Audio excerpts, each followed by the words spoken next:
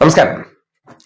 സതീശൻ ഒരു കാട്ടുകള്ളനാണെന്ന് പ്രൂവ് ചെയ്യേണ്ടത് ഈ സമൂഹത്തിന്റെ കൂടി ഉത്തരവാദിത്തമാണ്. കേരളത്തിലെ മാധ്യമങ്ങൾ മുഴുവൻ വിലക്കെടുത്ത്, കാര്യം ഈ പ്രളയ ഫണ്ടും വയനാട് ഫണ്ടൊക്കെ കയ്യിൽ വെച്ചുകൊണ്ട് PR പണിക്ക് വേണ്ടി ഇത്തരം മാധ്യമങ്ങളെ എല്ലാം വിലക്കെടുത്തിട്ട് തനിക്ക് അനുകൂലമായിട്ടുള്ള ചോദ്യങ്ങൾ, തനിക്ക് അനുകൂലമായിട്ടുള്ള പ്രൊപ്പഗൻഡകൾ ഞാൻ പറയുന്നതിനെ മാത്രം ഹൈലൈറ്റ് ചെയ്ത് കാണിച്ച് എന്നെ ഒരു മഹാത്മാവായി ചിത്രീകരിക്കാനുള്ള ദൗത്യമാണ് കേരളത്തിലെ മാധ്യമങ്ങളെ ഏൽപ്പിച്ചിരിക്കുന്നത്. എന്നാൽ ഇത് രാഷ്ട്രീയ പ്രേരിതമാണോ ഇല്ലയോ എന്നുള്ള കാര്യം നിങ്ങളെ രണ്ട് പ്രതികരണം കേൾപ്പിക്കാം. അതിലൊന്ന് ആന്റണി രാജുവാണ്, ഒന്ന് സതീശൻ തന്നെയാണ്. രണ്ട് പ്രതികരണവും കേട്ടതിന് ശേഷം നിങ്ങൾ തന്നെയാണ് വിലയിരുത്തേണ്ടത്. കാര്യം ഇതിലൊന്നും നമ്മൾ നിങ്ങളോട് ഒരു സൊല്യൂഷൻ പറഞ്ഞ് നിങ്ങളുടെ ഉള്ളിലേക്ക് കുത്തി നിറയ്ക്കുന്നില്ല. ഇവരുടെ രണ്ട് പ്രതികരണങ്ങൾ കേട്ടതിന് ശേഷം, അതായത് ആന്റണി രാജു കഴിഞ്ഞ ദിവസം ഇതുപോലെ ഒരു കേസ്, അതായത് തെളിവ് നശിപ്പിക്കൽ കേസ്, ഇവരുടെ ഭാഷയിൽ പറയുകയാണെങ്കിൽ അടിവസ്ത്ര കേസ്, ആ കേസുമായി ബന്ധപ്പെട്ട് അതിൽ വക്കീലായിരുന്നു. അതിൽ പ്രതിയെ രക്ഷപ്പെടുത്താൻ വേണ്ടി ആന്റണി രാജു അന്ന് തെളിവിൽ കൃത്രിമത്വം കാട്ടി എന്നാണ് ആരോപണം. ആ വിഷയവുമായി ബന്ധപ്പെട്ട് ഇന്നലെ ആന്റണി രാജു പറഞ്ഞ പ്രതികരണം എന്താണെന്ന് ആദ്യം നിങ്ങൾ കേട്ടെ. ഭരണകാലത്ത് 2002 3 ഡിവൈഎസ്പിമാർ, 2 സർക്കിൾ ഇൻസ്പെക്ടർമാർ, 2 സബ് ഇൻസ്പെക്ടർമാർ അടങ്ങുന്ന സംഘം അന്വേഷിച്ച് ഞാൻ ഈ കേസിൽ പൂർണ്ണമായി നിരപരാധിയാണെന്ന് 2002 കോടതിയിൽ റിപ്പോർട്ട് സമർപ്പിച്ചിരുന്നതാണ്. അതിനുശേഷം 2005 തെരഞ്ഞെടുപ്പിന് മുന്നോടിയായിട്ടാണ് 2006 പൊടുന്നനവേ ഒരു പുനരന്വേഷണം പ്രഖ്യാപിക്കും. പുതിയ ഒരു തെളിവുമില്ല, പുതുതായിട്ട് യാതൊരു തെളിവില്ലാത്ത ഇരുന്നിട്ടും ഒരു പുനരന്വേഷണം പ്രഖ്യാപിച്ചു. 3 മാസം കൊണ്ട് കുറ്റപത്രം കൊടുത്തു. അതിന്റെ വിചാരണയിൽ ഞാൻ ഹാജരായി. ഇപ്പോ കോടതി എടുക്കുന്ന എന്ത് തീരുമാനവും ഞാൻ അംഗീകരിക്കും. കേട്ടല്ലോ, ആന്റണി രാജു പറഞ്ഞിരിക്കുന്ന പ്രതികരണം എന്ന് പറഞ്ഞാൽ ആന്റണി സർക്കാരിന്റെ കാലഘട്ടത്തിൽ ഇത് അന്വേഷിച്ചിട്ട് യാതൊരു തെളിവുമില്ല എന്ന രീതിയിൽ ക്ലോസ് ചെയ്താണ്.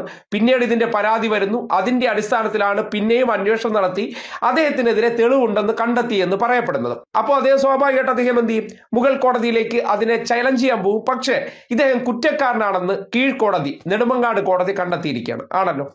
ഇനി സതീശന്റെ പ്രതികരണത്തിലേക്ക് വരും. അതിപ്പോൾ നിങ്ങൾ ആലോചിക്കേണ്ടത് ആന്റണി രാജു പറഞ്ഞ ട്രാക്ക് എന്താണ് നിങ്ങൾ മനസ്സിൽ വേണം. ആന്റണി രാജുവിന്റെ കേസ് ആദ്യഘട്ടത്തിൽ അന്വേഷിച്ചപ്പോൾ ആന്റണി സർക്കാരിന്റെ കാര്യത്തിൽ ഒരു തെളിവുമില്ല എന്ന് പറഞ്ഞ കേസാണ്. അതേപോലെ സതീശന്റെ ഒരു പ്രതികരണം കേട്ടെ. ഞാൻ പറയില്ലേ, ഒരു പ്രാവശ്യം ഇത് വളരെ വിശദമായി അന്വേഷിച്ചു, എന്നിട്ട് ഒരു കാരണവശാൽ ഇത് നിലനിൽക്കുന്നതല്ല എന്ന് വിജിലൻസ് തന്നെ റിപ്പോർട്ട് കൊടുത്തു. അത് ആഭ്യന്തര വകുപ്പ് അംഗീകരിച്ച് കേസ് ഡ്രോപ്പ് ചെയ്തു.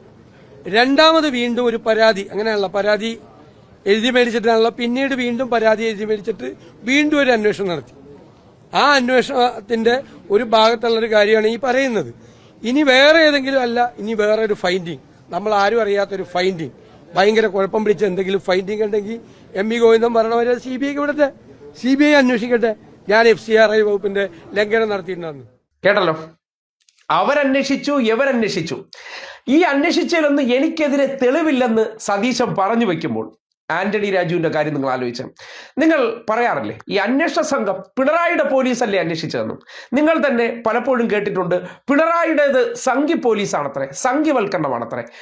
ഏതെങ്കിലും കാര്യത്തിൽ വീഴ്ച വരുമ്പോൾ അത് പിണറായി പോലീസാണ്. എന്നാൽ അതിൽ ശരികളോ ഇവർക്ക് അനുകൂലമായിട്ടുള്ള കാര്യങ്ങൾ വരുമ്പോൾ പിണറായിയുടെ കീഴിലെ പോലീസല്ലേ അന്വേഷിച്ചത് എന്നൊരു ചോദ്യം വെച്ചിട്ട് ഇവർ കവർ ചെയ്യാറുണ്ട്. അവിടെയാണ് നിങ്ങൾ മനസ്സിലാക്കേണ്ട ഒരു യാഥാർത്ഥ്യം. പോലീസ് ഉദ്യോഗസ്ഥന്മാർക്കിടയിലും ഇവർക്ക് താല്പര്യമുള്ള ചില ആൾക്കാരുണ്ട്. ഇപ്പൊ ശബരിമല കേസെടുത്ത് പരിശോധിച്ചാൽ SITയുടെ അന്വേഷണം ഇടതുപക്ഷത്തിലെ ആൾക്കാരെ അറസ്റ്റ് ചെയ്ത് കഴിഞ്ഞാൽ അതെല്ലാം ഹൈക്കോടതിയുടെ മേൽനോട്ടത്തിലുള്ള പോലീസാണ്. നേരെ അടൂർ പ്രകാശിലേക്ക് എത്തിയാൽ ഇതാ പിണറായി അതിലേക്ക് അന്വേഷണത്തിൽ സമ്മർദ്ദം ചെലുത്തുന്നു. ഇവർ പറയുന്നത് നിങ്ങൾ കേട്ടിട്ടില്ലേ? ഇത്രയേ ഉള്ളൂ ഇതിലെ സാങ്കേതികത്വം. ഇവർക്ക് നേരെ അന്വേഷണം വന്നാൽ അത് പിണറായിയുടെ പോലീസാണ്. എന്നാൽ ആന്റണി രാജുവിനെതിരെ അന്വേഷിച്ച് അതിൽ തെളിവുണ്ടെന്ന് കണ്ടെത്തി കഴിഞ്ഞാൽ അത് സാധാ പോലീസിന്റെ മികവാണ്. ഇവിടെയാണ് VD സതീശൻ നിങ്ങൾക്ക് മുന്നിൽ ഉപയോഗിക്കുന്ന ടാക്ടിക്സ്. അദ്ദേഹം പോലീസിനെ അങ്ങ് കുറ്റപ്പെടുത്തുകയാണ്, അല്ലെങ്കിൽ ഇന്നലകളിൽ എനിക്ക് അന്വേഷിച്ച് ഗുഡ് സർട്ടിഫിക്കറ്റ് തന്നു. ആര്? അതിൽ സതീശൻ ഇടപെടലില്ല എന്ന് ഈ നാട്ടിലെ ഏതെങ്കിലും നിഷ്കളങ്കർ കരുതുകയാണോ? അല്ലല്ലോ. ഇവർക്ക് പോലീസുമായി ബന്ധപ്പെട്ട് പല കാര്യങ്ങൾ ചോർത്തി കൊടുക്കുന്ന ആരാണ്? പോലീസിൽ ഇവരുടേതായിട്ടുള്ള ചില ആശ്രിതന്മാരുണ്ട്. ഇവർ അധികാരത്തിൽ വന്നാൽ ചില കീ പോയിന്റുകളിലേക്ക് എത്താൻ കാത്തിരിക്കുന്നവരുണ്ട്. അവരുടെയൊക്കെ സമ്മർദ്ദത്തിൽ ചില ഇടങ്ങളിൽ ഇവർ ഊരിപ്പോകാറുണ്ട് എന്ന് കരുതിക്കൊണ്ട് സതീശൻ ചെയ്ത പ്രവർത്തനങ്ങൾ ഇല്ലാതാകുന്നില്ല. കഴിഞ്ഞ 2 വാർത്തകളിൽ നിങ്ങളെ കാണിച്ചിരുന്നു. സതീശൻ വിദേശത്ത് പോയിട്ടുണ്ട്, അവിടെ പോയി ഫണ്ട് പിരിവിന് വേണ്ടി ആൾക്കാരെടുത്ത് ക്യാൻവാസ് ചെയ്യാൻ വേണ്ടി പറയുന്ന വാചകങ്ങൾ നിങ്ങൾ കേട്ട വീഡിയോ കണ്ടതാണ്. ഏറ്റവും ഒടുവിൽ കൈയോടെ പിടിക്കപ്പെട്ടപ്പോൾ സതീശൻ അത് സ്ഥിരീകരിച്ചതാണ്. ആ ഫണ്ട് ഇവിടെ കൊണ്ടുവന്ന് വച്ചു കൊടുക്കുമെന്ന് പറഞ്ഞ ഒരു വീടും വച്ച് കൊടുത്തിട്ടില്ല, ഫ്ലാറ്റ് നിർമ്മിച്ചിട്ടില്ല. പണം എവിടെ പോയി? എത്ര പിരിവെടുത്തു? ആരുടെ അക്കൗണ്ടിൽ കൊണ്ടുവന്നു? എങ്ങനെ ഇത് വിനിയോഗിച്ചു? അറിയണ്ടേ ഈ നാടിന്? അത് മാത്രമാണ് നടക്കുന്നത്. ഫണ്ട് വിഴുങ്ങിയിട്ടുണ്ടെന്നുള്ളത് യാഥാർത്ഥ്യമാണ്. ഒരു കാര്യം മാത്രം ആലോചിച്ചാൽ മതി. പിണറായിയുടെ സാമ്പത്തികം അന്വേഷിക്കാൻ പോകാൻ നമ്മുടെ നാട്ടിലെ മാധ്യമങ്ങൾക്ക് വലിയ ഇൻട്രസ്റ്റ് ആണ്. സതീശൻ എങ്ങനെയാണ്? യാതൊരു തരത്തിലും ഒരു സാമ്പത്തിക പിൻബലം ഉണ്ടായിരുന്നില്ല, അദ്ദേഹത്തിന് ഒരു ജോലിയും ഇല്ല, കുടുംബ പശ്ചാത്തലവും ഇല്ല. അയാൾക്ക് എങ്ങനെയാണ് കോടാനുകോടി സമ്പാദ്യം ഉണ്ടായത് എന്ന് നമ്മുടെ മാധ്യമങ്ങൾക്ക് അന്വേഷിക്കേ വേണ്ട.